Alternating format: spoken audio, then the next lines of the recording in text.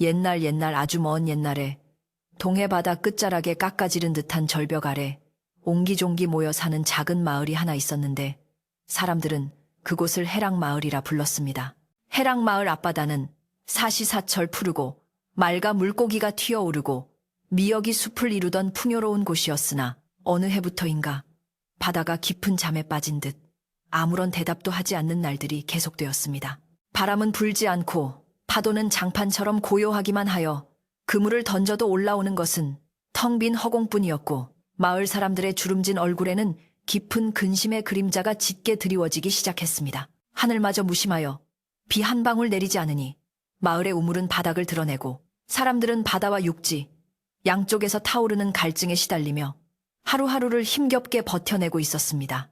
이 마을에는 강호라는 이름의 젊은 어부가 살고 있었는데 그는 비록 가진 것은 없으나 마음씨가 비단결처럼 곱고 바다를 대하는 태도가 누구보다 진실한 청년이었습니다. 강호는 일찍이 부모님을 여의고 혼자 낡은 오두막을 지키며 살았지만 단 한 번도 자신의 처지를 비관하거나 남을 탓하는 법이 없이 묵묵히 그물을 손질하고 배를 닦으며 바다의 때를 기다릴 줄 아는 사람이었습니다. 마을의 다른 어부들이 바다를 향해 원망 섞인 한숨을 내뱉을 때에도 강호는 바닷가 바위에 앉아 먼 수평선을 바라보며 바다가 다시 깨어나기를 간절히 기도했고 물 한 모금조차 귀한 시절에도 지나가는 나그네나 배고픈 들짐승에게 자신의 몫을 나누어 주는 것을 주저하지 않았습니다. 그의 집 마당 한 구석에는 언제나 깨끗하게 닦인 물항아리가 놓여 있었는데 이는 그가 얼마나 물을 소중히 여기고 정갈하게 다루는지를 보여주는 징표와도 같았습니다.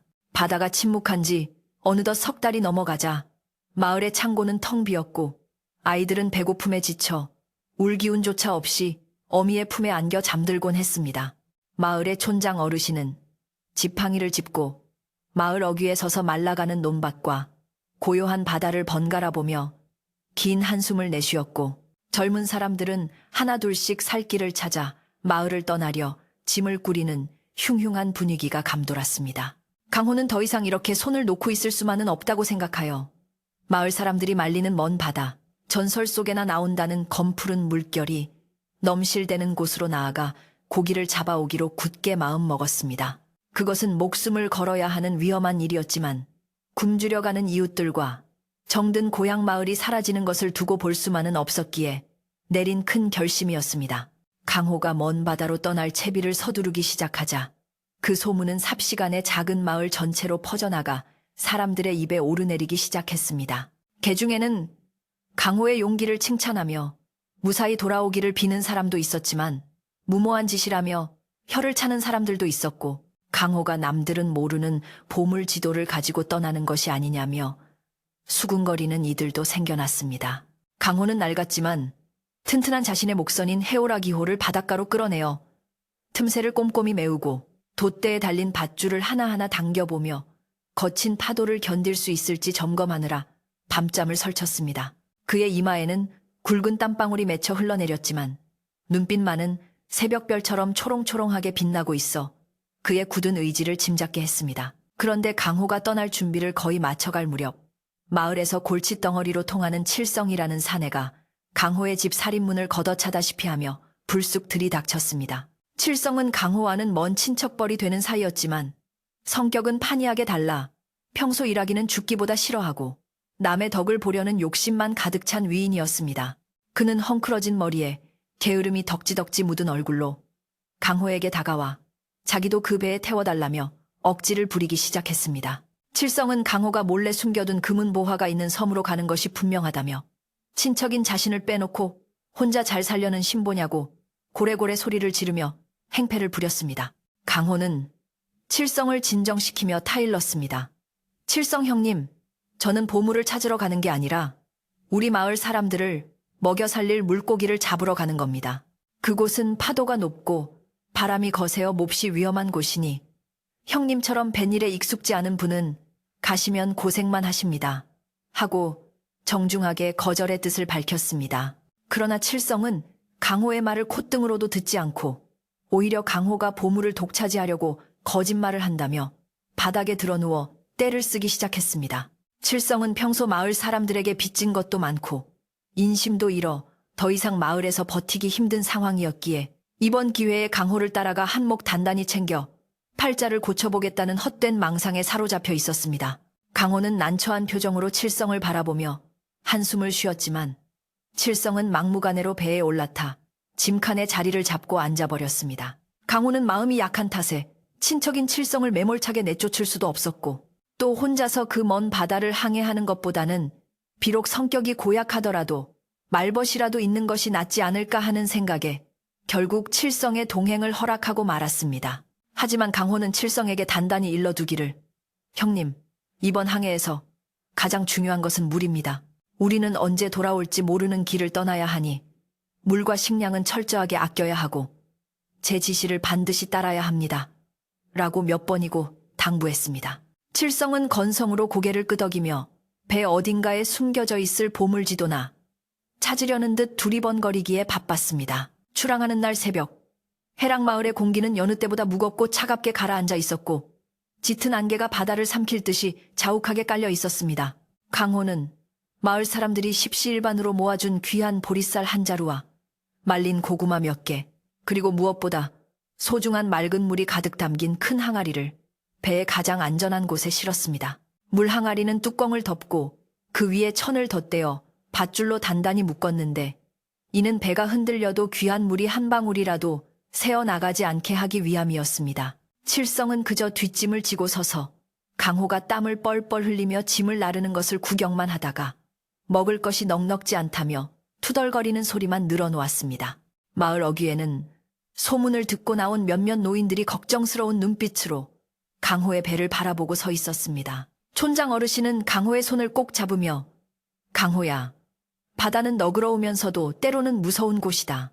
욕심을 부리지 말고 무리하지 말고 그저 살아만 돌아오너라 하고 떨리는 목소리로 당부했습니다.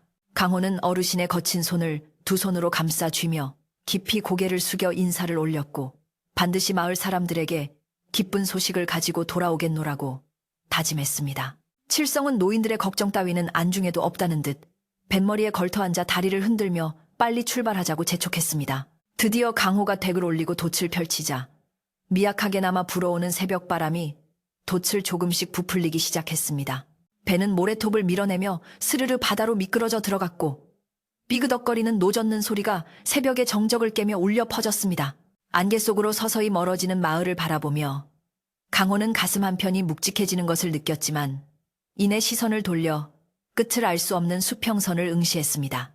이제부터는 오로지 자신과 이 낡은 배, 그리고 철없는 칠성 형님만이 의지할 대상이었고 바다 위에서는 그 어떤 도움도 기대할 수 없는 고독한 싸움이 시작된 것이었습니다. 배가 육지에서 멀어질수록 파도는 조금씩 높아졌고 익숙한 산봉우리의 모습은 안개 너머로 희미해져 갔습니다. 칠성은 처음에는 신이 나서 콧노래를 불렀지만 시간이 지날수록 흔들리는 배 위에서 중심을 잡지 못하고 이리저리 비틀거리며 멀미 기운을 호소하기 시작했습니다. 그는 배가 너무 작고 낡았다며 불평을 늘어놓았고 왜 이렇게 편안한 잠자리 하나 마련해두지 않았냐며 강호를 타박했습니다.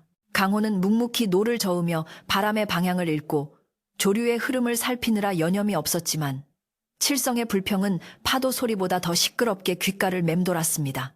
태양이 중천에 떠오르자 바다 위로 내리쬐는 햇살은 뜨겁게 자결하기 시작했고 그늘 하나 없는 망망대해에서 더위는 순식간에 두 사람을 덮쳤습니다. 강호는 챙이 넓은 밀짚 모자를 눌러쓰고 땀을 닦으며 계속해서 배를 몰았지만 칠성은 덥다고 옷을 풀어 헤치고는 물 항아리 쪽으로 자꾸만 눈길을 주었습니다. 강호는 칠성의 시선을 눈치채고 형님, 아직은 참으셔야 합니다. 이제 막 출발했을 뿐이고 우리는 더 먼 바다로 나가야 합니다. 물은 정말 목이 타서 견딜 수 없을 때 조금씩 마셔야 합니다. 라고 부드럽게 타일렀습니다. 그러나 칠성은 입맛을 다시며 강호 몰래 물을 마실 기회만을 호시탐탐 노리고 있었습니다.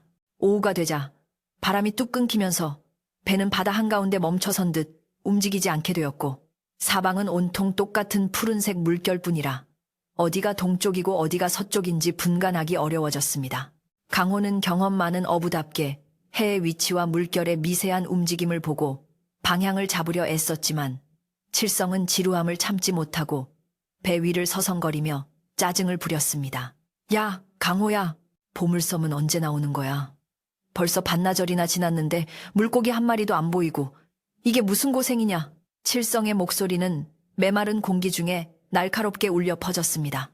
강호는 칠성을 안심시키려 노력했지만 마음속 깊은 곳에서는 불안감이 싹트기 시작했습니다. 강호는 잠시 노를 놓고 배의 짐칸을 점검하며 물과 식량이 얼마나 남았는지 확인했습니다. 물 항아리는 아직 묵직했지만 두 사람이 며칠을 버티기에는 결코 넉넉한 양이 아니었습니다. 더군다나 칠성이 물을 아껴 마실 위인이 아니라는 것을 잘 알고 있었기에 강호는 앞으로 닥칠 물 부족에 대한 걱정으로 마음이 무거웠습니다. 그는 어릴 적 아버지가 해주셨던 말씀을 떠올렸습니다. 바다 위에서는 물이 곧 생명이다. 물 한 방울을 귀하게 여기는 자만이 바다의 품에서 살아남을 수 있다. 강호는 그 말씀을 되새기며 물 항아리 뚜껑을 다시 한번 단단히 여미었습니다.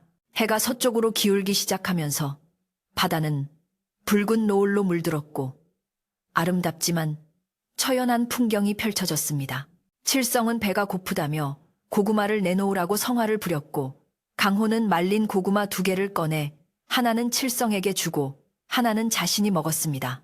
퍽퍽한 고구마를 씹어 삼키려니 목이 메어왔지만 강호는 물을 마시는 대신 침을 모아 억지로 삼키며 갈증을 참아냈습니다. 반면 칠성은 고구마를 허겁지겁 먹어치우고는 당장 물을 내놓으라고 소리를 질렀습니다. 강호는 작은 표주박에 물을 아주 조금만 따르며 형님, 이것을 입안에 머금고 천천히 넘기십시오. 벌컥벌컥 마시면 금방 또 목이 마릅니다. 하고 건넸습니다. 칠성은 표주박을 낚아채듯 받아들고는 단숨에 들이켜고는 에이, 감질나게, 이게 뭐야? 더 줘, 더! 하며 항아리 뚜껑에 손을 댔습니다. 강호는 황급히 칠성의 손을 막으며 안 됩니다, 형님. 오늘 몫은 이것으로 끝입니다. 내일 또 해가 뜨면 더위와 싸워야 하는데 벌써 물을 다 드시면 어떡합니까? 하고 단호하게 말했습니다. 칠성은 강호의 눈빛에서 평소와 다른 엄격함을 느끼고 멈칫했지만 입술을 삐죽거리며 불만을 감추지 않았습니다. 치사한 놈, 지는 몰래 마셨으면서 나한테만 야박하게 구는 거 아니야. 칠성의 중얼거림에 강호는 억울했지만 대꾸하지 않고 묵묵히 다가오는 밤을 준비했습니다. 밤이 되자 바다는 칠흑 같은 어둠 속으로 사라졌고 하늘에는 수많은 별들이 쏟아질 듯이 반짝였습니다. 강호는 뱃머리에 앉아 북극성을 찾으며 항로를 점검했고 칠성은 배 한가운데 대자로 뻗어 코를 골며 잠이 들었습니다. 파도가 배를 때리는 소리와 칠성의 코고는 소리가 뒤섞여 묘한 화음을 만들어냈지만 강호는 잠들 수 없었습니다. 그는 바닷물에 손을 담그고 물의 온도를 가늠해보며 내일은 부디 바람이 불어주기를 그리고 물고기 떼를 만날 수 있기를 간절히 빌었습니다. 멀리서 들려오는 이름 모를 바다새의 울음소리가 강호의 외로움을 달래주는 유일한 벗이었습니다. 새벽녘이 되자 차가운 이슬이 배 위로 내려앉았고 강호는 옷깃을 여미며 몸을 움츠렸습니다. 밤새 배는 조류를 타고 조금 더 먼 바다로 흘러가 있었고 이제는 육지의 그림자조차 보이지 않는 망망대해의 한복판이었습니다. 칠성이 부스스한 얼굴로 일어나더니 눈을 뜨자마자 또다시 물을 찾았습니다. 아이고, 목말라 죽겠네. 강호야, 물 좀 다오.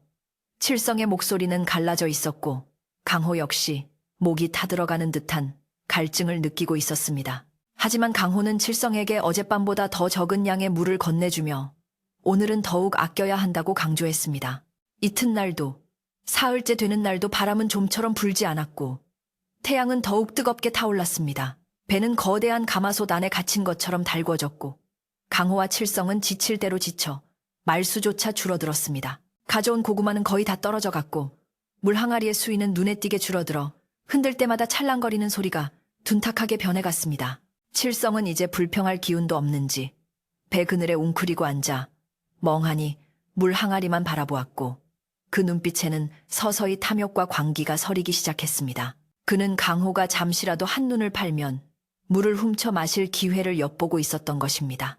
강호는 낚싯대를 들이워 보았지만 야속하게도 물고기는 한 마리도 잡히지 않았습니다. 미끼조차 건드리지 않는 텅 빈 바다를 보며 강호는 처음으로 두려움을 느꼈습니다. 이대로 가다가는 물고기를 잡기는커녕 우리 둘 다 목숨을 부지하기 힘들겠구나 하는 생각이 머릿속을 스치고 지나갔습니다. 하지만 그는 포기하지 않고 돛을 조정하고 노를 저으며 희망의 끈을 놓지 않으려 애썼습니다. 그의 손바닥은 노젓기에 닳고 닳아 물집이 잡히고 터져 피가 맺혔지만 그는 아픔을 느낄 겨를도 없이 오로지 생존을 위해 몸을 움직였습니다. 그러던 어느 날 오후 칠성이 갑자기 벌떡 일어나더니 강호를 향해 소리쳤습니다. 야! 이대로는 안 돼! 뱃머리를 돌려! 돌아가자고! 이러다간 다 말라 죽어! 칠성의 눈은 최애파고 입술은 하얗게 터져 있었지만 목소리만큼은 살기등등했습니다. 강호는 차분하게 대답했습니다. 형님, 지금 돌아가려고 해도 바람이 없어 갈 수 없습니다. 그리고 빈손으로 돌아가면 마을 사람들은 어떡합니까? 조금만 더 버티면 분명 기회가 올 겁니다. 그러나 칠성은 강호의 멱살을 잡으며 위협했습니다. 마을 사람들이고 뭐고. 내가 죽게 생겼는데 무슨 상관이야. 당장 물 내놔. 내가 그 물 다 마시고 헤엄을 쳐서라도 갈 테니까. 강호는 칠성의 손을 뿌리치며 단호하게 맞섰습니다. 이 물은 우리 둘만의 것이 아닙니다. 살아서 돌아가기 위한 마지막 생명줄입니다. 제발 이성을 찾으십시오. 두 사람 사이에는 팽팽한 긴장감이 감돌았고 좁은 배 위는 금방이라도 폭발할 것 같은 화약고처럼 위태로워졌습니다. 바로 그때 하늘에서 무언가가 툭 하고 배 위로 떨어지는 소리가 들렸습니다. 강호와 칠성은 동시에 소리가 난 쪽을 바라보았고 그곳에는 하얀 깃털 뭉치 같은 것이 미동도 없이 쓰러져 있었습니다. 그것은 바로 지칠 대로 지쳐 날개조차 펴지 못한 채 하늘에서 추락한 한 마리의 짐승이었습니다. 강호와 칠성의 시선이 머문 곳에는 하얀 깃털을 가진 작은 생명체가 가쁜 숨을 몰아쉬며 쓰러져 있었는데 자세히 살펴보니 그것은 육지에서 흔히 볼 수 있는 갈매기 한 마리였습니다. 갈매기는 얼마나 오랫동안 날갯짓을 했는지 윤기 흐르던 깃털은 바닷바람과 소금기에 절어 뻣뻣하게 굳어 있었고 부리는 목마름을 호소하듯 조금 벌어진 채 파르르 떨리고 있었습니다. 녀석은 거친 바다를 건너오다 힘이 다해 우연히 눈에 띈 강호의 배 위로 추락한 것이 분명해 보였는데 그 모습이 마치 물 한 모금 얻어먹지 못하고 죽어가는 두 사람의 처지와 너무나 닮아 있어 강호는 묘한 동질감과 연민을 동시에 느꼈습니다. 강호는 조심스럽게 손을 뻗어 갈매기의 상태를 살피려 했지만 갈매기는 사람의 손길을 피할 기력조차 없는지 그저 멍하니 탁한 눈동자로 허공만 응시할 뿐이었습니다. 하지만 칠성의 반응은 강호와는 전혀 달랐는데 그는 갈매기를 보자마자 떳하던 눈에 탐욕스러운 빛을 띠며 입맛을 다셨습니다. 이게 웬 떡이냐? 물고기가 안 잡히니 하늘에서 고기를 내려주시는구나. 강호야, 저거 당장 잡아라. 털 뽑고 구우면 요깃거리는 되겠다. 칠성은 당장이라도 갈매기에게 달려들 기세로 몸을 일으켰지만 강호는 재빨리 갈매기를 자신의 등 뒤로 숨기며 칠성을 막아섰습니다. 형님, 제정신입니까? 이 작은 새도 우리처럼 살려고 발버둥치다 여기까지 온 겁니다. 먹을 것도 없는 이 녀석을 잡아먹는다고 배가 부르지도 않을 뿐더러 바다에서 짐승을 함부로 해치면 부정을 탄다는 말도 못 들으셨습니까? 강호의 단호한 목소리에 칠성은 멈칫했지만 여전히 아쉬운 듯 갈매기에게서 눈을 떼지 못했습니다. 칠성은 투덜거리며 다시 자리에 주저앉았지만 그의 시선은 계속해서 강호의 등 뒤에 있는 갈매기를 향해 끈적하게 달라붙어 있었습니다. 부정은 무슨 얼어 죽을 부정이야. 당장 배고파 죽겠는데 찬밥 더운 밥 가리게 생겼냐. 내 놈이 그렇게 착해 빠져서 우리가 이 모양 이 꼴이 된 거야. 칠성의 독설은 더약볕보다 더 따갑게 강호의 가슴을 찔렀지만 강호는 대꾸하지 않고 입고 있던 낡은 저고리를 벗어 갈매기 위에 그늘을 만들어 주었습니다. 뜨거운 태양볕을 조금이라도 피하게 해주자 갈매기는 미약하게나마 숨소리가 조금 편안해진 듯 보였고 강호는 그 작은 생명의 온기를 느끼며 자신이 해야 할 일이 무엇인지 다시금 되새겼습니다. 시간이 흐를수록 바다 위의 더위는 상상을 초월할 정도로 기승을 부렸고 배 위를 달구는 태양은 마치 두 사람을 말려 죽이려는 듯이 맹렬하게 타올랐습니다. 나무로 된 배의 갑판은 맨발로 디딜 수 없을 만큼 뜨거워져서 강호는 수시로 바닷물을 퍼올려 갑판에 뿌려야만 했습니다. 물이 닿자마자 치익 하는 소리와 함께 하얀 김이 피어올랐고 그 열기는 고스란히 두 사람의 얼굴로 확녀와 숨을 쉬기조차 힘들게 만들었습니다. 바람 한 점 없는 바다는 거울처럼 매끄러웠지만 그 고요함은 평화가 아니라 언제 끝날지 모르는 죽음의 침묵과도 같아서 두 사람의 공포감을 더욱 증폭시켰습니다. 가지고 온 물은 이제 바닥을 보이고 있었기에 강호는 물 항아리를 자신의 목숨보다 더 소중하게 지키며 밤낮으로 감시를 게을리하지 않았습니다. 그는 하루에 딱 2번, 해가 중천에 떴을 때와 해가 질 무렵에만 아주 적은 양의 물을 배급했는데 그것은 목을 축인다기보다는 입술을 적시는 정도에 불과했습니다. 칠성은 물을 받을 때마다 양이 적다며 그릇을 집어던질 듯이 화를 냈지만 강호는 묵묵히 그릇을 다시 받아 챙기며 냉정함을 유지하려 애썼습니다. 만약 여기서 자신이 무너지거나 칠성의 요구를 들어준다면 두 사람 모두 며칠을 넘기지 못하고 바다 위에서 생을 마감하게 될 것임을 누구보다 잘 알고 있었기 때문입니다. 그러던 어느 날 밤, 칠흑 같은 어둠 속에서 강호는 선잠이 들었다가 부스럭거리는 소리에 놀라 번쩍 눈을 떴습니다. 희미한 달빛 아래 칠성이 마치 도둑고양이처럼 살금살금 기어서 물 항아리 쪽으로 다가가고 있는 모습이 보였습니다. 칠성의 손에는 날카로운 쇠꼬챙이가 들려 있었는데 아마도 단단히 묶어둔 밧줄을 끊거나 항아리 뚜껑을 억지로 열려는 속셈인 듯 했습니다. 강호는 심장이 덜컥 내려앉는 것 같았지만 침착하게 호흡을 가다듬으며 칠성이 손을 뻗는 순간을 기다렸습니다. 칠성의 손끝이 항아리 뚜껑에 닿으려는 찰나 강호는 자리에서 벌떡 일어나 칠성의 손목을 낚아채며 낳지만 엄한 목소리로 꾸짖었습니다. 형님, 지금 도대체 무엇을 하시는 겁니까? 우리 모두의 목숨이 걸린 물에 손을 대시다니요. 강호의 목소리가 쩌렁쩌렁하게 울리자 칠성은 쏘스라치게 놀라 뒤로 나자빠지며 엉덩방아를 또 썼습니다. 그는 당황하여 횡설수설하며 변명을 늘어놓기 시작했습니다. 아니, 나는 그냥 목이 너무 말라서. 아니, 뚜껑이 잘 닫혀있나 확인하려고 그랬던 거야. 내가 미쳤다고 물을 훔쳐먹겠냐? 칠성의 눈동자는 불안하게 흔들렸고 이마에는 식은땀이 송글송글 맺혀 있었지만 끝까지 자신의 잘못을 인정하지 않고 오리발을 내밀었습니다. 강호는 칠성의 비겁한 변명에 실망감과 분노가 치밀어 올랐지만 한 배를 탄 운명 공동체인 그를 몰아세울 수도 없어 씁쓸함을 삼켰습니다. 그 사건 이후로 배 위에는 숨막히는 긴장감이 감돌기 시작했고 두 사람 사이에는 보이지 않는 높은 벽이 생겨버린 듯 했습니다. 칠성은 이제 대놓고 강호를 적대시하며 틈만 나면 욕설을 퍼붓고 저주를 퍼부었는데 그 모습이 마치 이성을 잃은 야수와도 같았습니다. 내 놈이 물을 혼자 다 처먹으려고 나를 굶겨 죽이려는 거지? 내가 모를 줄 알고. 육지에 돌아가기만 해봐라. 가만 안 둘 테다. 칠성의 고함 소리는 공허한 바다 위로 흩어졌지만 그 속에 담긴 살기는 강호의 등골을 서늘하게 만들기에 충분했습니다. 강호는 칠성을 자극하지 않기 위해 최대한 말을 아꼈지만 물 항아리 곁을 잠시도 떠날 수 없게 되어 잠조차 편히 잘 수 없게 되었습니다. 엎친 데 덮친 격으로 배 주위를 맴돌던 이름 모를 물고기 떼마저 완전히 자취를 감추어 버려 낚싯대에는 미역 줄기 하나 걸려 올라오지 않았습니다.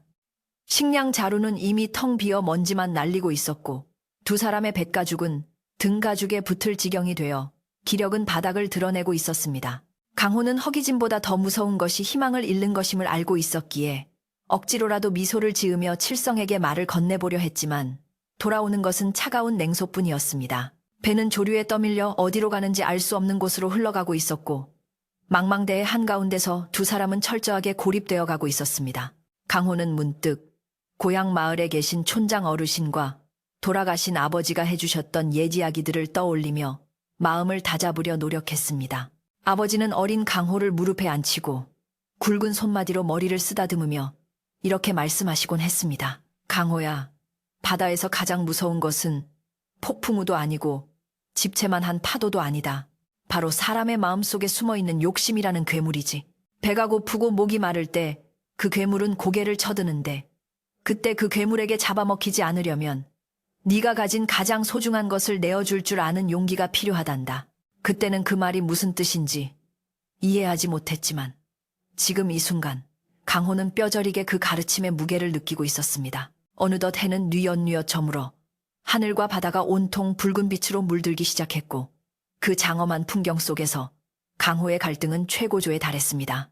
물 항아리에는 이제 찰랑거리는 소리조차 들리지 않을 만큼 아주 적은 양의 물만이 남아 있었는데 이것으로 칠성과 자신이 하루를 더 버틸 수 있을지 장담할 수 없는 상황이었습니다.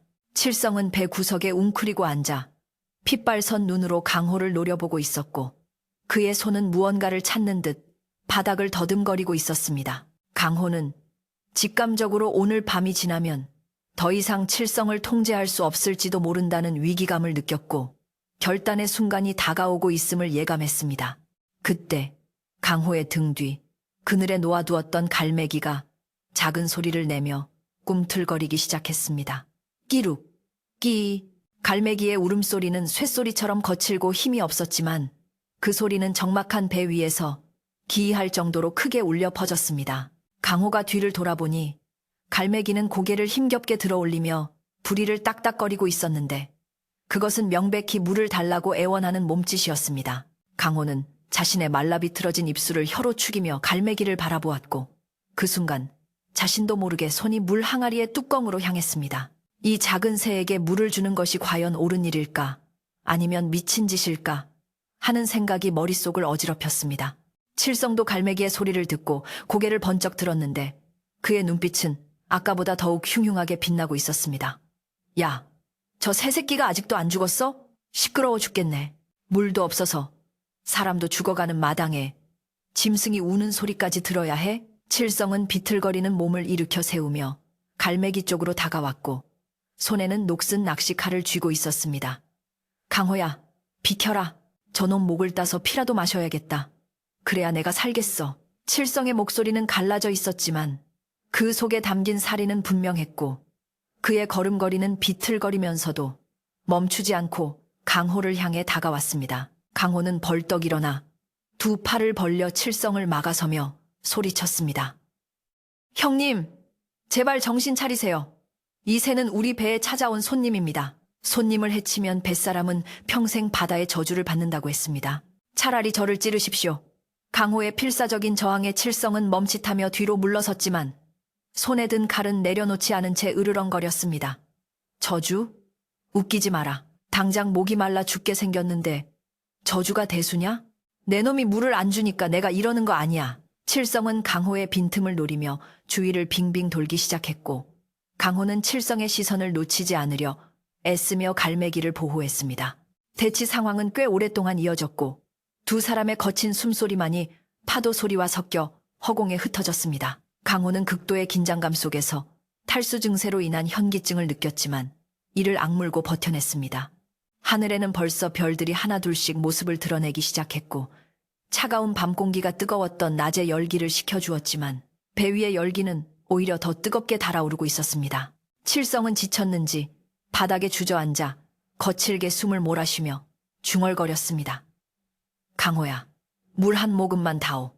딱 한 모금만. 그러면 저 새는 안 건드릴게. 칠성의 목소리는 애원과 협박 사이를 오가며 강호의 마음을 흔들어 놓았습니다. 강호는 물 항아리를 쳐다보았습니다.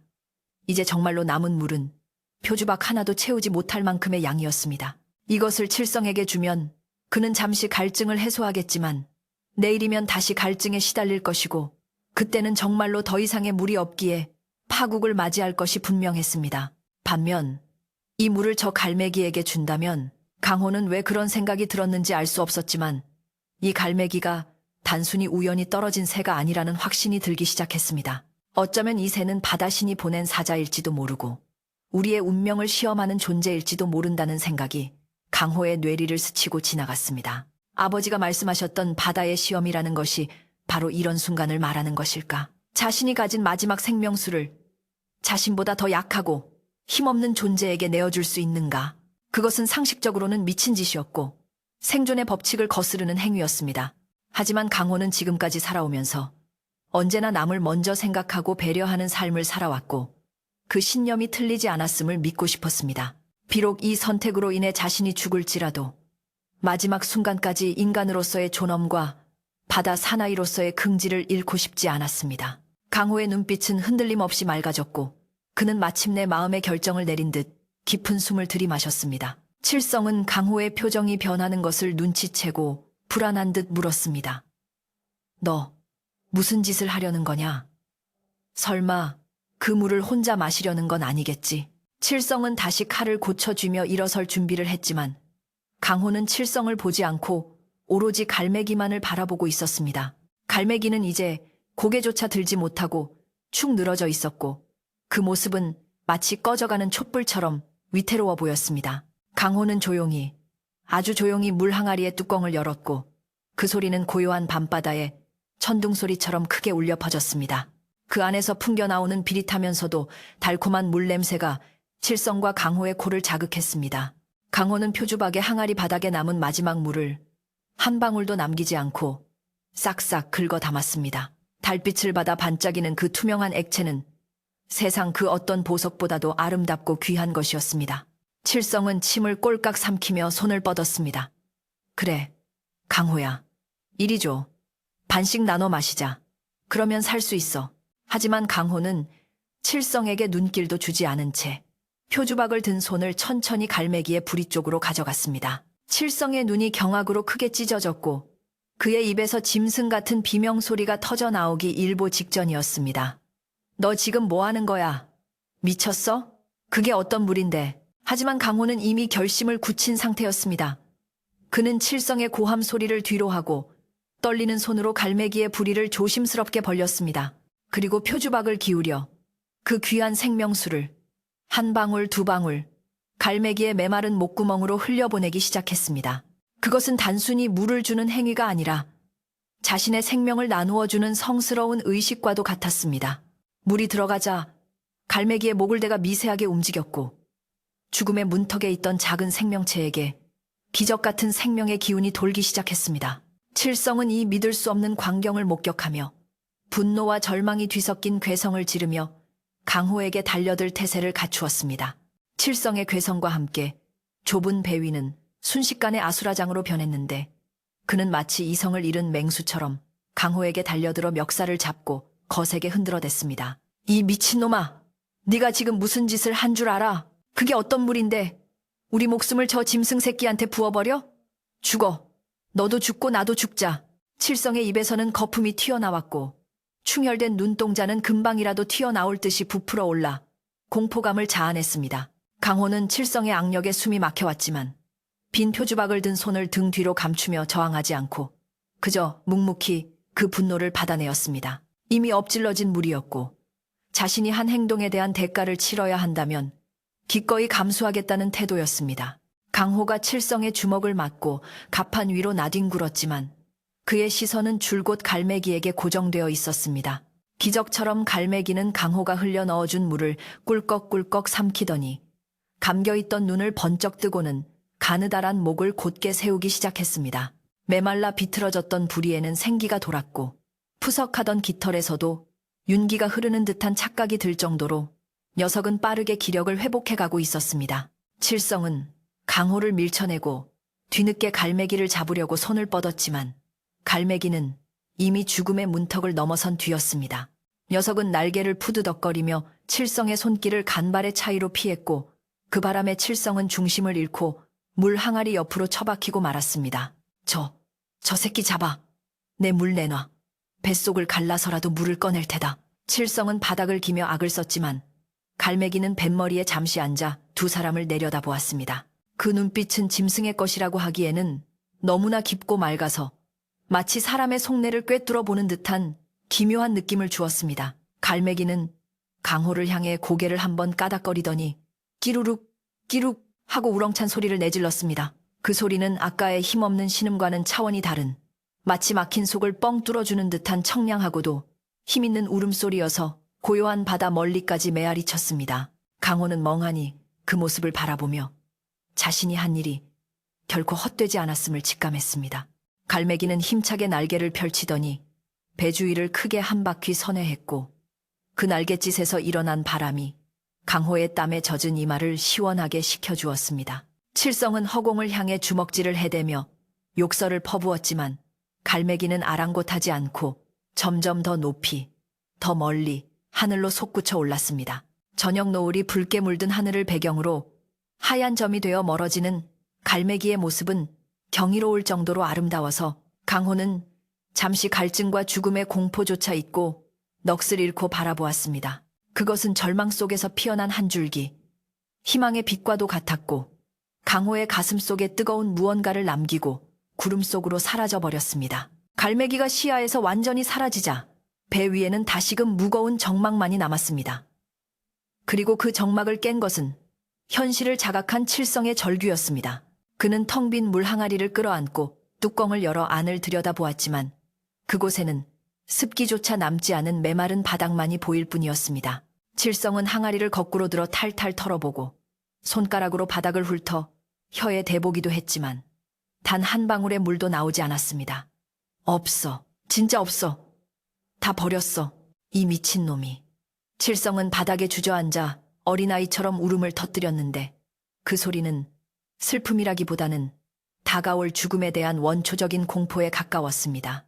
이제 두 사람에게 남은 물은 세상 어디에도 없었고 그 사실은 육체적인 갈증보다 더 끔찍한 심리적인 목마름을 불러일으켰습니다. 강호 역시 목이 타들어가는 고통을 느꼈지만 그는 칠성처럼 울부짖는 대신 조용히 갑판에 앉아 다가오는 어둠을 맞이했습니다.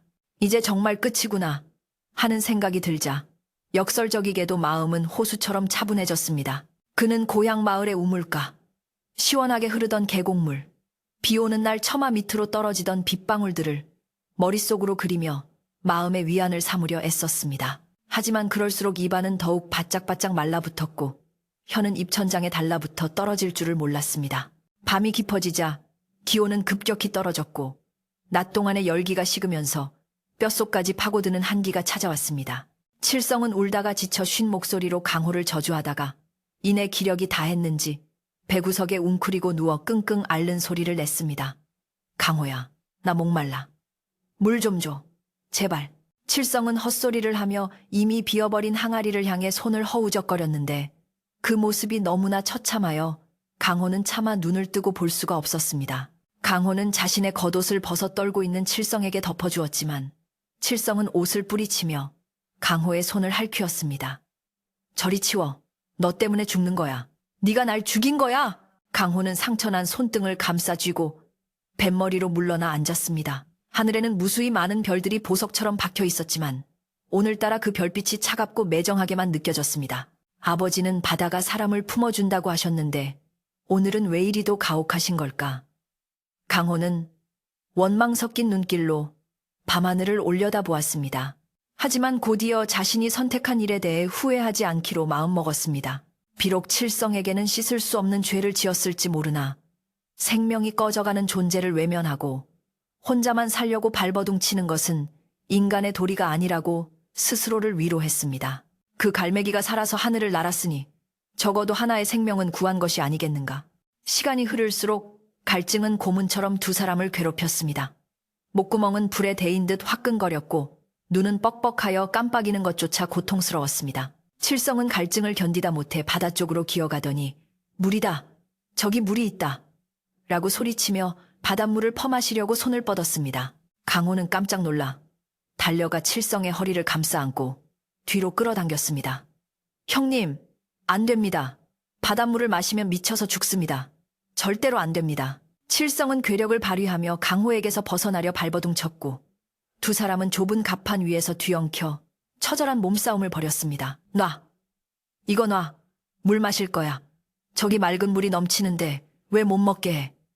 칠성은 이미 환각 상태에 빠진 듯 검푸른 바닷물을 시원한 냇물로 착각하고 있었습니다. 강호는 칠성의 따귀를 때려서라도 정신을 차리게 하고 싶었지만 그럴 힘조차 남아있지 않아 온몸으로 칠성을 누르며 버티는 수밖에 없었습니다. 한참의 실랑이 끝에 칠성은 힘이 빠져 바닥에 축 늘어졌고 거친 숨만 몰아쉬며 흐느끼기 시작했습니다.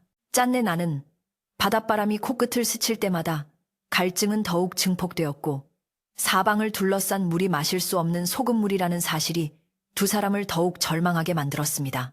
강호는 칠성을 배 안쪽 안전한 곳으로 옮겨 눕히고 자신도 그 옆에 지쳐 쓰러졌습니다. 이제는 손가락 하나 까딱할 힘도 없었고 의식은 가물가물해져 현실과 꿈의 경계가 모호해지기 시작했습니다. 강호의 눈앞에는 고향 마을의 어머니가 김이 모락모락 나는 밥상을 차려놓고 기다리는 환영이 스쳐 지나갔고 우물가에서 물을 쐈던 순이의 수줍은 미소도 떠올랐습니다.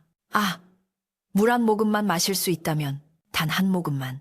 강호의 내면 깊은 곳에서도 살고 싶다는 본능적인 욕구가 꿈틀거렸지만 텅 빈 항아리를 보며 그 욕망을 억누를 수밖에 없었습니다. 밤은 길고도 지루하게 이어졌습니다.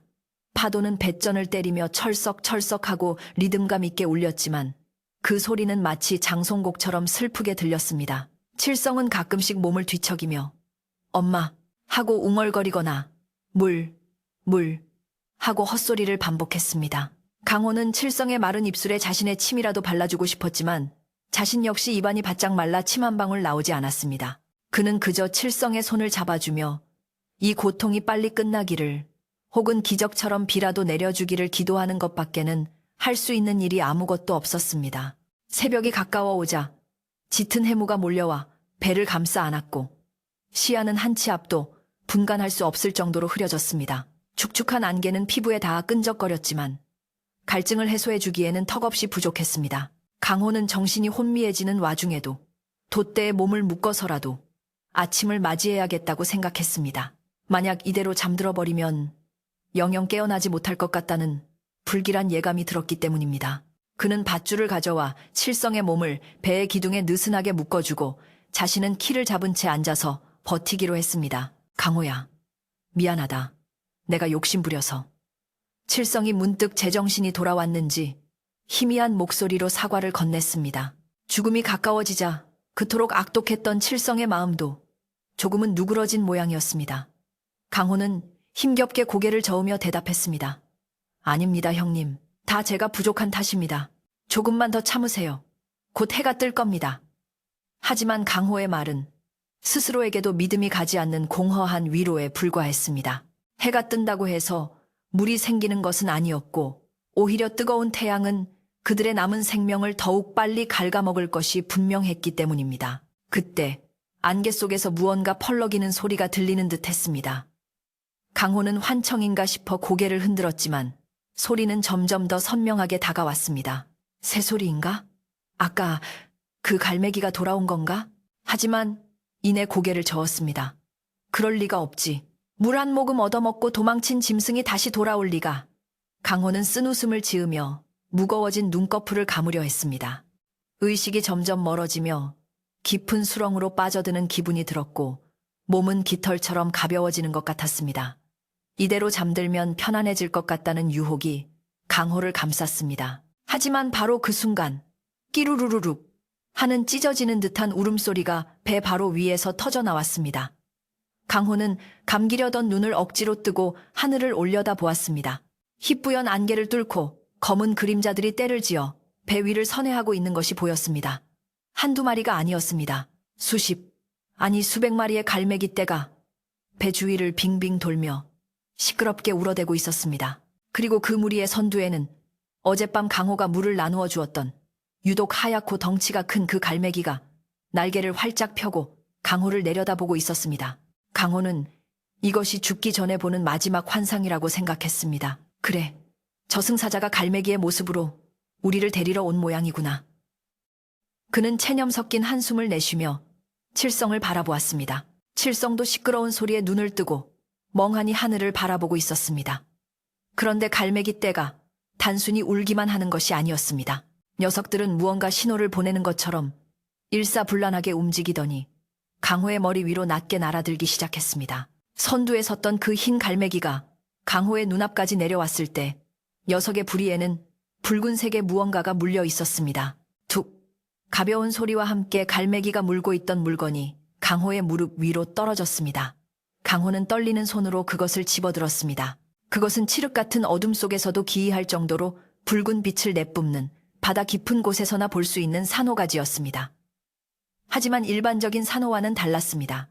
마치 살아있는 핏줄처럼 붉고 만지면 따뜻한 온기마저 느껴지는 신비로운 물건이었습니다. 강호가 어리둥절하여 산호를 들여다보고 있을 때 갈매기는 다시 한번 크게 울더니 뱃머리 앞쪽을 향해 날아가며 따라오라는 듯이 날갯짓을 했습니다. 칠성이 쉰 목소리로 중얼거렸습니다. 강호야, 저게 뭐냐? 고기라도 잡아온 거냐? 강호는 산호를 꽉 쥐며 본능적으로 느꼈습니다. 이것은 단순한 선물이 아니라 무언가 중요한 메시지라는 것을. 갈매기 떼는 배 주위를 맴돌지 않고 일제히 한 방향, 동쪽을 향해 날아가며 계속해서 뒤를 돌아보았습니다. 마치 길을 안내하는 양치기 개처럼 배가 따라오기를 재촉하는 몸짓이었습니다. 강호의 가슴 속에서 꺼져가던 희망의 불씨가 다시금 타오르기 시작했습니다. 그는 비틀거리며 일어나 돛을 잡았습니다. 형님, 일어나십시오. 저 새들이 우리를 어디론가 데려가려 합니다. 마지막 힘을 내야 합니다. 강호는 있는 힘을 다해 돛을 올렸습니다. 때마침 거짓말처럼 안개가 걷히고 시원한 바람이 불어오기 시작했습니다. 바람은 정확히 갈매기 떼가 날아가는 방향으로 배를 밀어주었고 멈춰있던 배는 다시금 물살을 가르며 전진하기 시작했습니다. 칠성은 여전히 반신반의하는 표정이었지만 강호의 확신에 찬 눈빛을 보고 억지로 몸을 일으켜 노를 잡았습니다. 그래, 이판사판이다. 가보자. 두 사람은 갈증과 허기로 덜덜 떨면서도 하늘을 뒤덮은 하얀 새들의 길 안내를 따라 미지의 바다를 향해 나아갔습니다. 붉은 산호가 가리키는 그곳에 무엇이 기다리고 있을지는 아무도 알 수 없었지만 적어도 그곳에는 죽음이 아닌 다른 것이 있을 것이라는 믿음 하나로 그들은 다시 노를 저었습니다. 갈매기 떼가 이끄는 대로 뱃머리를 돌려 나아가자 신기하게도 바다의 물결이 점차 잔잔해지며 그 색깔 또한 검푸른색에서 맑고 투명한 에메랄드 빛으로 변해갔습니다.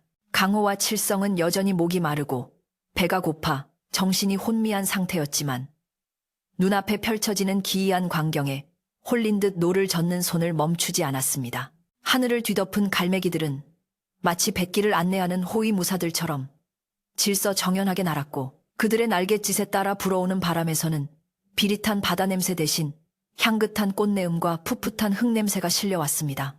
그것은 육지가 가까워졌다는 신호이자 죽음의 그늘에서 벗어나 생명의 땅으로 들어서고 있다는 확실한 증거였습니다. 한참을 그렇게 나아가자 수평선 너머 안개가 걷히면서 마치 바다 위에 떠있는 거대한 보석 같은 섬 하나가 모습을 드러냈습니다. 그 섬은 해랑마을 사람들이 평생 동안 보아왔던 거친 바위섬들과는 달리 온통 푸른 숲으로 뒤덮여 있었고 섬 꼭대기에서는 하얀 물줄기가 폭포가 되어 바다로 쏟아져 내리고 있었습니다. 강호는 자신의 눈을 의심하며 눈을 비벼보았지만 그것은 신기루가 아닌 분명한 실체였습니다. 형님, 보십시오. 저기 섬이 있습니다. 물이 흐르는 섬입니다. 강호의 외침에 칠성도 고개를 들어 섬을 바라보았고 그의 입에서는 살았다. 살았다. 하는 탄식 섞인 안도의 한숨이 터져 나왔습니다. 배가 섬의 모래톱에 닿자마자 두 사람은 누가 먼저랄 것도 없이 배에서 뛰어내려 모래사장 위로 엎어졌습니다. 며칠 동안 흔들리는 배 위에서 시달린 탓에 땅을 밟는 감각이 어색하여 비틀거렸지만 그들은 네 발로 기어서라도 폭포가 떨어져 내리는 계곡 쪽으로 향했습니다. 맑고 차가운 계곡물이 바위 틈 사이로 콸콸 쏟아져 내려와 작은 웅덩이를 이루고 있었는데 그 물소리는 세상 그 어떤 음악보다도 아름답게 들렸습니다. 강호와 칠성은 웅덩이 앞에 엎드려 얼굴을 쳐박고 정신없이 물을 들이키기 시작했습니다. 차가운 물이 식도를 타고 넘어가 메마른 위장에 닿는 순간 온몸의 세포가 다시 깨어나는 듯한 짜릿한 전율이 흘렀습니다. 물을 실컷 마시고 나자 그제야 살 것 같다는 생각이 들며 주위의 풍경이 눈에 들어오기 시작했습니다. 이 섬은 마치 인간의 발길이 한 번도 닿지 않은 태고의 신비를 간직한 곳처럼 보였습니다. 나무마다 주먹만한 과일들이 주렁주렁 매달려 있었고 덤불 속에서는 토실토실한 산토끼들이 사람을 보고도 도망치지 않고 평화롭게 풀을 뜯고 있었습니다. 강호는 나무에서 잘 익은 복숭아를 따서 칠성에게 건네주었고 두 사람은 과즙이 풍부한 과일을 베어 물며 비로소 허기를 채울 수 있었습니다. 입안 가득 퍼지는 달콤한 맛에 칠성은 눈물을 글썽이며 강호야, 여기가 천국인가 보다. 내가 죽어서 천국에 온 게냐 하며 얼떨떨해했습니다. 배를 채우고 기력을 회복한 두 사람은 섬을 조금 더 둘러보기로 했습니다. 강호는 갈매기가 준 붉은 산호가지를 품에 소중히 간직한 채 새들이 앉아있는 숲 쪽으로 발걸음을 옮겼습니다. 숲을 지나 섬의 반대편 해안가에 다다르자 그곳에는 더욱 놀라운 광경이 기다리고 있었습니다.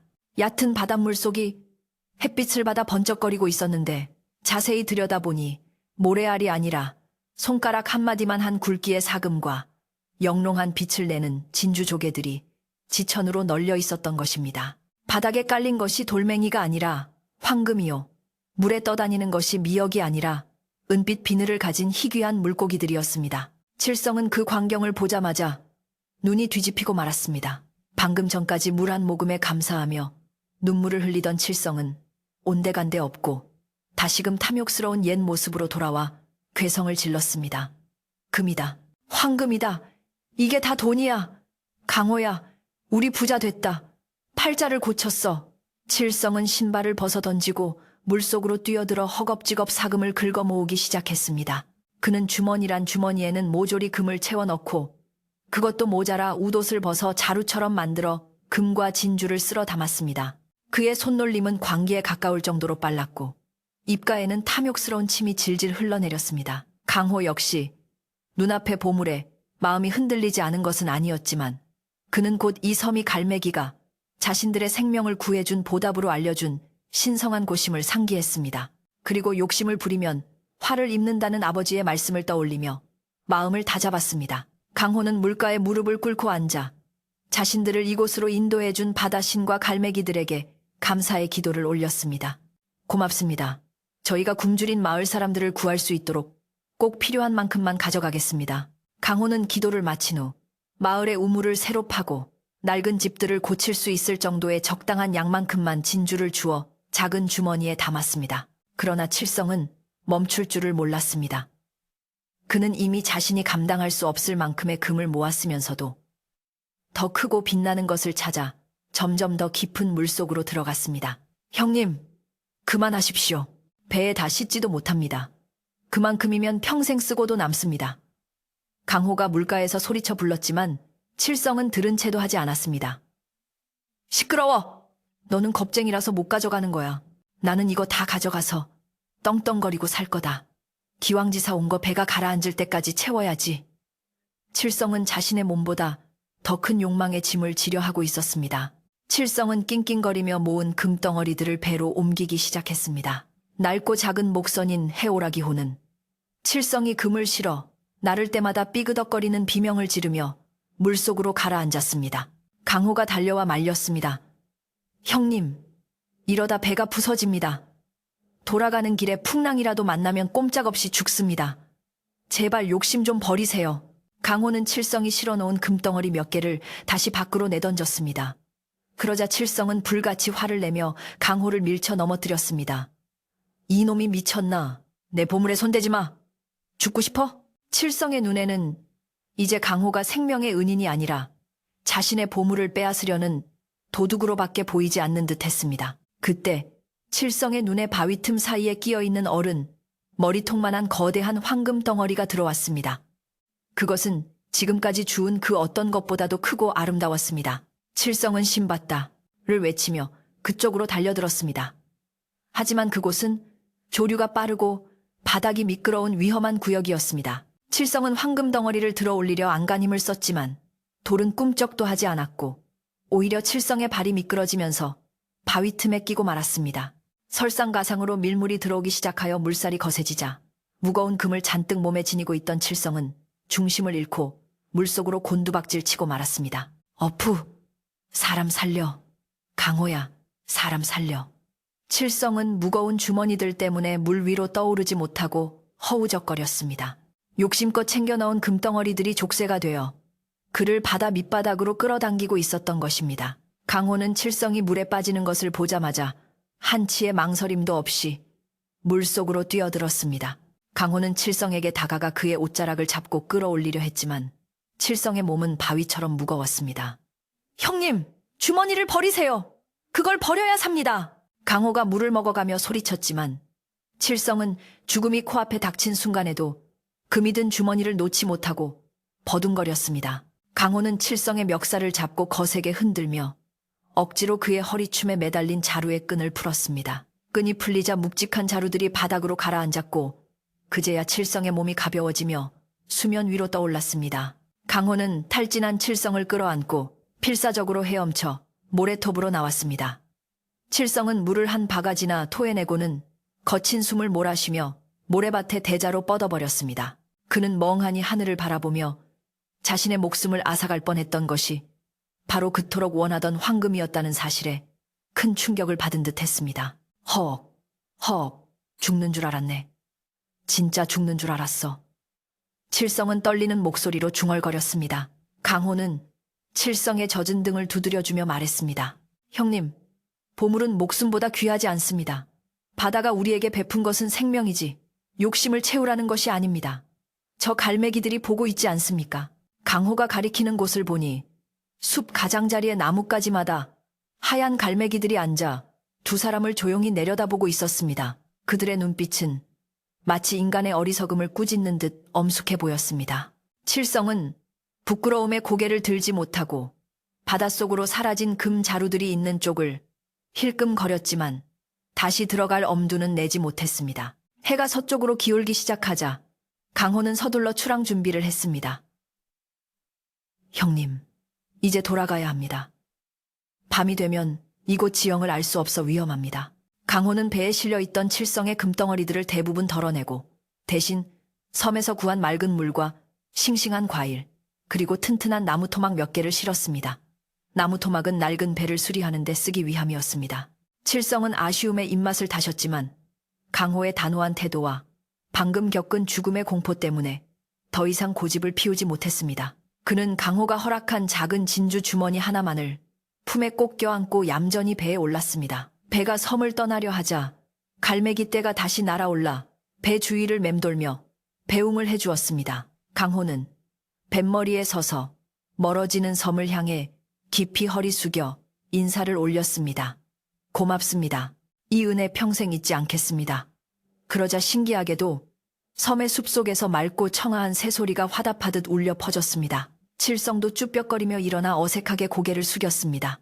비록 빈손이나 다름없이 돌아가지만 그의 품속에 있는 작은 주머니와 강호가 챙긴 물과 식량은 그 어떤 보물보다 값진 생환이라는 선물이었습니다. 돌아오는 길은 갈대와는 딴판이었습니다. 배에는 맑은 물과 달콤한 과일이 가득했고 무엇보다 두 사람의 마음속에 희망이 가득 차 있었기 때문입니다. 강호는 붉은 산호가지를 배의 가장 높은 곳인 돛대 꼭대기에 매달았습니다. 그러자 산호는 어둠 속에서도 붉은 빛을 발하며 마치 등대처럼 앞길을 비추어 주었습니다. 바람은 순풍으로 바뀌어 배를 마을 쪽으로 힘차게 밀어주었고 파도는 배를 부드럽게 어루만지며 그들의 귀향을 축복해주는 듯 했습니다. 밤바다 위에서 칠성은 과일을 베어 물며 조용히 강호에게 말을 건넸습니다. 강호야, 내가 참 못난 놈이다. 나 살자고 너 죽일 뻔하고 새한테 물 주는 너를 미친놈 취급하고 거기다 금에 눈이 멀어 너까지 위험하게 만들었으니. 칠성의 목소리에는 진심 어린 후회가 담겨 있었습니다. 강호는 빙그레 웃으며 대답했습니다. 형님, 지난 일은 다 잊으십시오. 중요한 건 우리가 살아서 돌아간다는 것 아니겠습니까? 그리고 형님도 결국 욕심을 내려놓으셨으니 그것으로 되었습니다. 강호의 너그러운 마음에 칠성은 코끝이 찡해져 고개를 돌리고 눈물을 훔쳤습니다. 며칠 밤낮을 항해한 끝에 드디어 저 멀리 익숙한 해랑마을의 절벽과 해안선이 보이기 시작했습니다. 마을은 여전히 조용해 보였지만 강호의 눈에는 그곳이 세상에서 가장 그리운 보금자리로 다가왔습니다. 그는 벅차오르는 가슴을 진정시키며 돛을 내리고 노를 저을 준비를 했습니다. 마을 어귀에는 강호가 떠난 날부터 하루도 빠짐없이 바다를 바라보며 기도를 올리던 촌장 어르신과 마을 사람들이 나와 있었습니다. 그들은 수평선 너머에서 나타난 작은 배를 보고 처음에는 헛것을 본 줄 알았으나 이내 그것이 강호의 해오라기 호임을 알아보고는 환호성을 지르며 바닷가로 달려나왔습니다. 강호의 배가 모래사장 위로 미끄러져 들어오자 마을 사람들은 배를 둘러싸고 강호와 칠성의 이름을 연호했습니다. 아이고, 살아왔구나. 강호가 살아왔어. 칠성이도 무사하구나. 촌장 어르신은 집신이 벗겨지는 줄도 모르고 달려와 강호를 부둥켜 안고 엉엉 울었습니다. 강호와 칠성의 몰골은 꾀죄죄하고 야위었지만 그들의 얼굴은 햇빛에 그을려 건강하게 빛나고 있었습니다. 강호는 배에서 내려 마을 사람들에게 큰 절을 올리며 말했습니다. 어르신, 걱정 끼쳐드려 죄송합니다. 그리고 저희가 마을을 살릴 물과 희망을 가져왔습니다. 강호는 배에 실린 물 항아리를 열어 사람들에게 시원한 물을 나누어 주었고 섬에서 가져온 과일들을 아이들에게 나누어 주었습니다. 오랫동안 굶주리고 목말랐던 마을 사람들은 강호가 가져온 선물을 받으며 기쁨의 눈물을 흘렸습니다. 그리고 강호가 조심스럽게 꺼낸 진주 주머니를 보았을 때 사람들은 입을 다물지 못했습니다. 그것은 마을 전체가 몇 년을 먹고 살 수 있을 만큼의 큰 재산이었습니다. 칠성은 사람들 뒤에 숨어 머리를 긁적이고 있었지만 강호는 칠성을 앞으로 끌어당기며 말했습니다. 이 모든 것은 칠성 형님이 함께 고생해준 덕분입니다. 그날 밤 해랑마을에는 오랜만에 웃음꽃이 피어났습니다. 집집마다 밥 짓는 연기가 피어오르고 마을 회관 마당에는 큰 잔치상이 차려졌습니다. 비록 거창한 음식은 아니었지만 강호가 가져온 과일과 마을 사람들이 아껴둔 곡식으로 만든 음식들은 그 어떤 왕의 수라상보다 훌륭했습니다. 사람들은 모닥불을 피워놓고 둘러앉아 강호와 칠성의 무용담을 듣기를 청했습니다. 강호는 불빛에 얼굴을 붉히며 바다 한가운데서 겪었던 고난과 갈매기와의 만남, 그리고 신비한 섬에서의 일들을 차분하게 들려주었습니다. 이야기가 갈매기에게 마지막 물을 나누어 준 대목에 이르자 마을 사람들은 모두 숨을 죽이고 감탄했습니다. 세상에, 짐승에게도 그런 은혜를 베풀다니. 역시 강호는 하늘이 낸 사람이야. 촌장 어르신은 고개를 끄덕이며 칭찬을 아끼지 않았습니다. 칠성은 그 대목에서 얼굴이 빨개져 고개를 숙였지만 아무도 그를 비난하지 않았습니다. 오히려 그가 욕심을 버리고 살아 돌아온 것을 다행으로 여기며 등을 두드려 주었습니다. 칠성은 마을 사람들의 따뜻한 환대에 가슴 깊은 곳에서부터 참회가 우러나오는 것을 느꼈습니다. 그는 더 이상 마을의 골칫덩어리가 아니라 강호와 함께 생사를 넘나든 동료로서 받아들여지고 있었습니다. 잔치가 무르익어갈 무렵 강호는 잠시 자리를 비우고 바닷가로 나갔습니다. 밤하늘에는 보름달이 휘영청 밝게 떠 있었고 잔잔한 파도는 모래사장을 부드럽게 적시고 있었습니다. 강호는 품속에서 붉은 산호가지를 꺼내어 달빛에 비추어 보았습니다.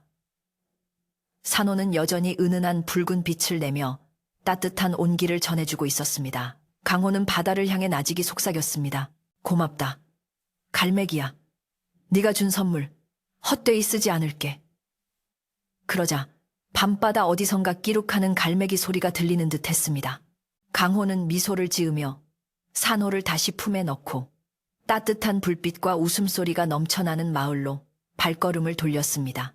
이제 해랑마을에는 기나긴 가뭄과 배고픔이 끝나고 새로운 희망의 날들이 시작되고 있었습니다. 해랑마을에 다시 돌아온 평화는 단순히 배고픔이 해결된 것 이상의 의미를 가지고 있었는데 그것은 잃어버렸던 사람들의 웃음과 서로를 위하는 따뜻한 마음이 되살아났다는 것을 뜻했습니다.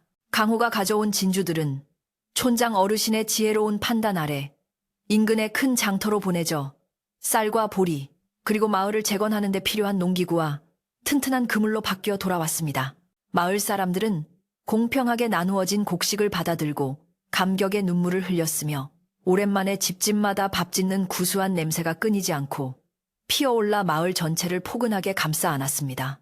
아이들은 더 이상 배가 고파 울지 않았고 볼에 살이 통통하게 올라 골목길을 뛰어다니는 활기찬 소리가 마을의 아침을 깨우곤 했습니다. 강호는 자신에게 돌아올 몫의 재물을 결코 혼자 독차지하지 않고 마을의 가장 가난한 이웃들과 몸이 불편한 노인들을 위해 아낌없이 내어놓았습니다. 그는 자신의 집 지붕을 고치기 전에 먼저 홀로 사는 할머니의 무너진 담장을 쌓아주었고 자신의 옷을 해입기 전에 아이들의 떨어진 신발을 새 것으로 바꾸어 주었습니다. 이러한 강호의 겸손하고 어진 성품은 마을 사람들에게 큰 감동을 주었고 사람들은 그를 단순한 어부가 아니라 마을의 앞날을 이끌어갈 든든한 지도자로 여기며 진심으로 존경하게 되었습니다. 강호가 지나갈 때면 사람들은 하던 일을 멈추고 허리 숙여 인사를 건넸으며 그를 해랑마을의 복덩이라고 부르기를 주저하지 않았습니다. 한편 욕심쟁이 칠성의 변화는 마을 사람들에게 또 다른 놀라움과 기쁨을 선사했는데 죽음의 문턱에서 돌아온 그는 완전히 딴 사람이 되어 있었습니다. 예전 같았으면 해가 중천에 뜰 때까지 늘어지게 잠을 자고 일어나 남의 집 숟가락 개수나 세며 빈둥거렸을 테지만 이제 칠성은 누구보다 일찍 일어나 마을 어귀를 청소하고 우물가에 물을 길어 나르는 부지런한 일꾼이 되었습니다. 그는 자신이 바다에서 저질렀던 잘못을 뉘우치는 마음으로 마을의 왕문일은 도맡아 처리하며 묵묵히 속죄의 시간을 보냈습니다. 처음에는 칠성의 변화를 의심하던 마을 사람들도 비가 오나 눈이 오나 성실하게 땀 흘리는 그의 모습을 보며 서서히 마음의 문을 열고 그를 다시 이웃으로 받아들여 주었습니다. 칠성은 특히 마을 아이들에게 인기가 좋았는데 그는 틈만 나면 아이들을 모아놓고 바다에서 겪었던 신비한 모험 이야기를 들려주곤 했습니다. 얘들아, 저 먼 바다에는 말이다. 붉은 산호가 춤을 추고 황금 물고기가 뛰어노는 섬이 있단다. 하지만 명심해야 해. 욕심을 부리면 그 아름다운 섬은 순식간에 사라지고 무서운 파도만 남게 된단다.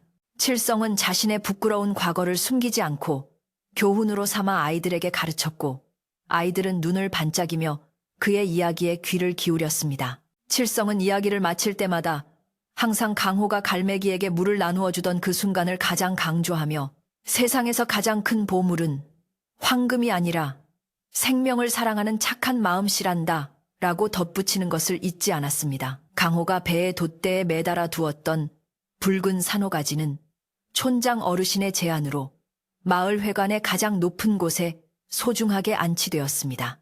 신기하게도 그 산호는 물 밖으로 나온 지 오래되었음에도 불구하고 빛을 잃지 않고 밤이면 은은한 붉은 광채를 뿜어내어 마치 마을을 지키는 수호신처럼 신비로운 분위기를 자아냈습니다. 마을 사람들은 힘든 일이 있거나 마음이 어지러울 때면 산호 앞에 서서 잠시 기도를 올리곤 했는데, 그러면 기이하게도 마음이 차분해지고 새로운 용기가 솟아나는 것을 느꼈습니다. 사람들은 그 산호가 갈매기의 보은이자 바다 신의 축복이 담긴 성물이라 굳게 믿으며 대대로 소중히 보존하기로 약속했습니다. 계절이 바뀌어 차가운 바람이 불고 겨울이 찾아왔지만 해랑마을은 그 어느 해보다 따뜻하고 풍요로운 겨울을 맞이했습니다. 창고에는 곡식이 가득하고 곶감이 넉넉하여 사람들의 표정에는 여유가 넘쳤고, 마을 회관 사랑방에는 밤마다 사람들이 모여 앉아 지프로 새끼를 꼬거나 가마니를 짜며 정겨운 이야기꽃을 피웠습니다.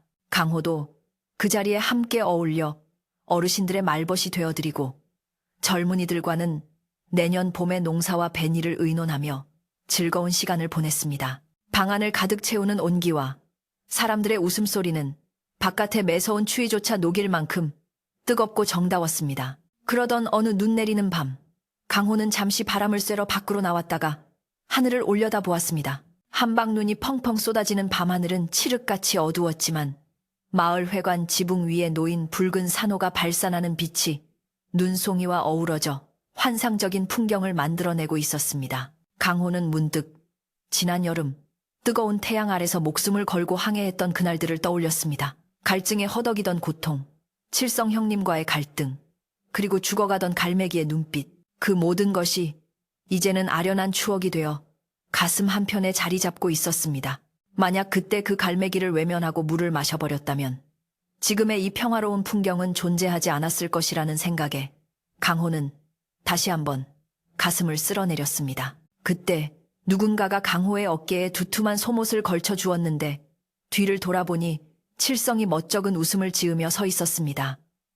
강호야, 날이 차다. 감기 들라. 칠성의 투박하지만 따뜻한 손길의 강호는 빙그레 웃으며 옷깃을 여미었습니다. 형님도 안 주무시고 나오셨습니까? 강호의 물음에 칠성은 먼 바다 쪽을 바라보며 나직이 대답했습니다. 그냥 눈 오는 바다가 보고 싶어서.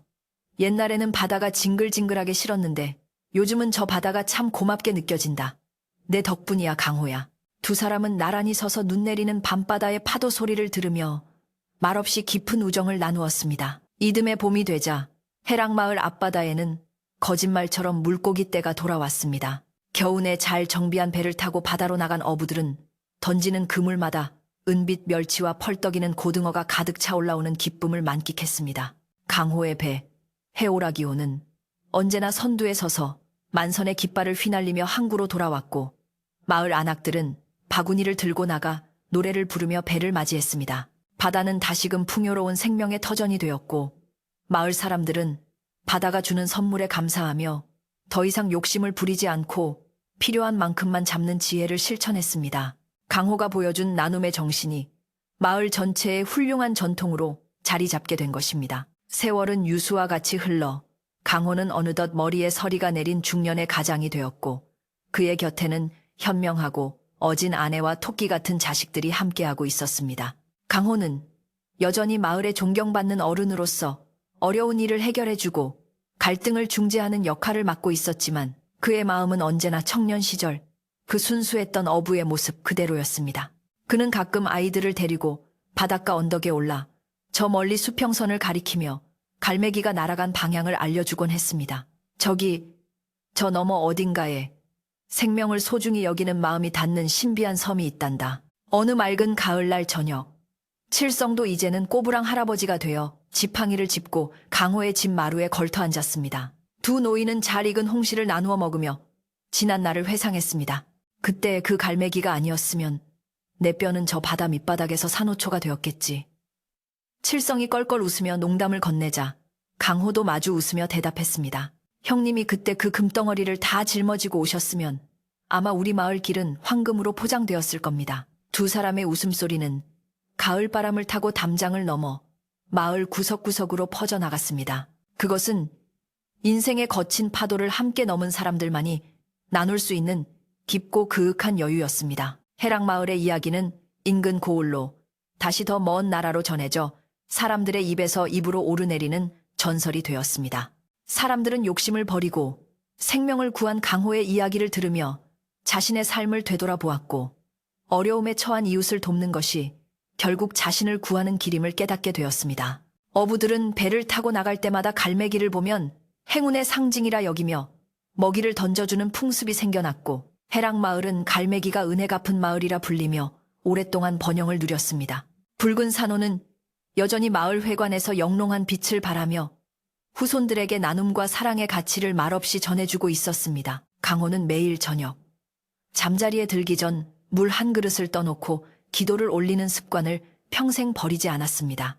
그것은 특정한 신을 위한 것이라기보다는 세상의 모든 목마른 생명들을 위한 위로이자 자신에게 기적을 베풀어준 자연에 대한 감사의 표시였습니다. 그의 맑은 영혼은 늙어서도 변함없이 투명했고 그의 눈빛은 깊은 바다를 닮아 고요하고 평화로웠습니다. 마을 사람들은 그런 강호를 보며 진정한 부자는 많은 것을 가진 사람이 아니라 많은 것을 나눌 줄 아는 사람이라는 사실을 마음 깊이 새기게 되었습니다. 어느 깊은 밤, 마을의 모든 불빛이 꺼지고 사람들의 고른 숨소리만이 들려올 때 강호는 따뜻한 아랫목에 누워 잠을 청했습니다. 창호지 문 너머로 들려오는 파도 소리는 마치 어머니의 자장가처럼 부드럽고 규칙적이어서 하루의 고단함을 씻어주고 편안한 안식을 가져다 주었습니다. 꿈속에서 강호는 다시 젊은 날의 그 바다 위에 서 있었습니다. 그곳에는 하얀 갈매기 한 마리가 날아와 그의 어깨에 살포시 앉았고 강호는 녀석의 깃털을 쓰다듬으며 환하게 웃었습니다. 그 평화로운 미소를 머금은 채 강호는 깊고 단 잠속으로 빠져들었습니다. 그리하여 해랑마을 사람들은 밤마다 들려오는 파도 소리를 벗삼아 걱정 근심 없이 단잠을 잘 수 있었고 착한 마음씨를 가진 사람들이 사는 그곳에는 언제나 맑고 시원한 바람이 불어왔다고 합니다.